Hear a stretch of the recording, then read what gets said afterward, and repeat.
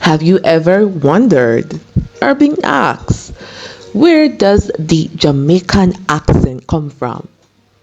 You probably know the history of the Jamaican patois, Jamaican Creole, but many don't know how we sound the way we sound. That unique, colorful, deep, feisty sound when you say Jamaican words or sentences or phrases. Wagwan, Medea, where you depan, sure, me can't bother, and it goes on and on and on. Why do we sound that way when we speak patois? And not just patois, it's essentially how you sound when you speak, whatever you speak, being a Jamaican. The accent just can't hide. Yeah, man. For example, you might watch a movie and there's a Jamaican in the movie, and yeah, they're talking patois, they're saying the dialect, but it no sound like a Jamaican. So, alright, let's get into how we get that unique sound there. Yes, I have to do all the cooking and the cleaning and the washing around here, not to mention the welding. So, we cannot do the video without doing a little history on Jamaica. We've done several videos of this type in length. We'll link the videos below that so that you can watch them. We have our Out of Many One series that we started over a year ago, and we can't wait to release the videos on the other groups that we did not cover. Now, the very first people of Jamaica were said to be the Tainos or Arawaks, right? They lived here. They were said to be very peaceful Indian type people. Now, in 1494, Columbus came, and with Columbus, colonization began. The Tainos Arawaks were grossly mistreated, and we were taught back in the day that they all died. However, recent research proves that's not true. Tainos still exist, and some of us have, Tainos forefathers. So an Indian in your family might not be, from the Indian migrants who came here. It might be a descendant of Tainos. And that's pretty interesting. We can't wait to release our video on that. No, the Europeans and the colonization that happened with the Columbus, with Columbus. No, after the colonization with the Europeans, we had British colonizing. So you probably heard that they got the help of the pirates and they were able to colonize Jamaica and stopping the Europeans or the Spaniards from recolonizing Jamaica. And the British colonized us until 1962, where we got independence. Now, the pirates is a very interesting story. Port Royal being the wickedest and richest city. We did a short video on that as well. We'll link it below.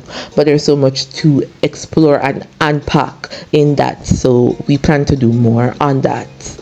Now, Jamaica got independence in 1962.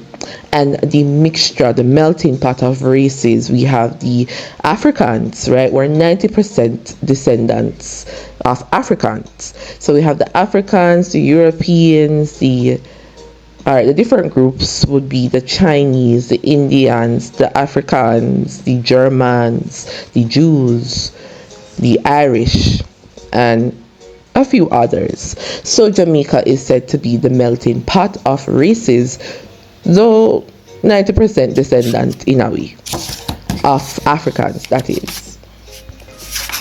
So you will note that a lot of our practices and traditions, culture is rooted in African, practices, traditions, and culture. It's no surprise that an African will come here and feel at home and will be able to easily identify with much of what we do. So a lot of Jamaicans, especially the Rastas, they refer to Africa as the mother country.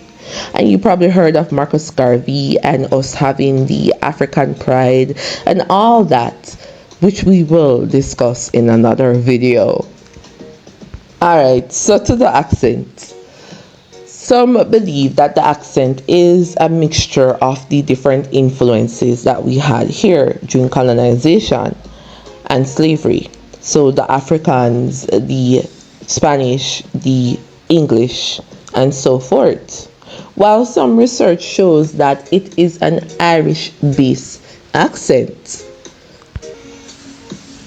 One report shows that the first slaves that were imported to the Caribbean happened to be the Irish, who was previously conquered by Oliver Cromwell, with a bulk of them being sent to Jamaica. They still spoke Gaelic dialects at the time and understandably had a hard time adjusting to the local climate. African slaves were sent in shortly after, and they came in from many parts of West Africa and were forced to procreate with Irish indentured servants that were already found there. These slaves came from what is now the Congo, Nigeria, and Ghana, with smaller numbers having come from other parts of West Africa.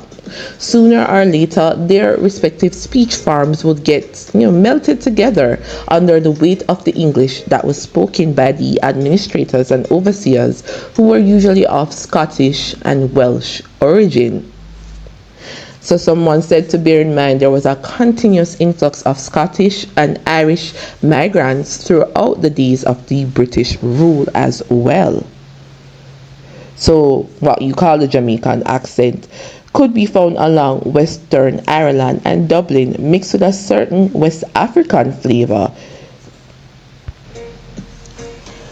There's also a report that says as much as a quarter of Jamaicans claim Irish ancestry, including Bob Marley, Marcus Garvey, and Claude McKay, and there are even traces of Irish influence in the Jamaican accent itself, because the Irish lived with the slaves newly arrived from Africa. While some believe that the Jamaican accent was birthed from the mix of languages from the various cultures that met here. So, which do you believe? It is not the first time we're seeing this information. People have stated that we sound similar to the Irish, and people are saying that it could be a mixture of the different groups that came here. Let us know what you think in the comments. Thank you so much for watching, sharing, liking, subscribing. We have more coming your way, and we plan to release several videos in different categories: sports, culture, travel, news, music, and more.